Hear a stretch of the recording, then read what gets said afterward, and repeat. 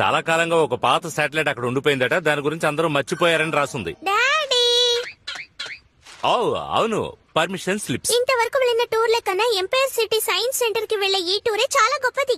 అంతరిక్షంలో ఉన్న వాటిని నేను ఇంతకు ముందు ఎప్పుడు చూడలేదు. అనవసరంగా ఏమీ కోరుకోకు.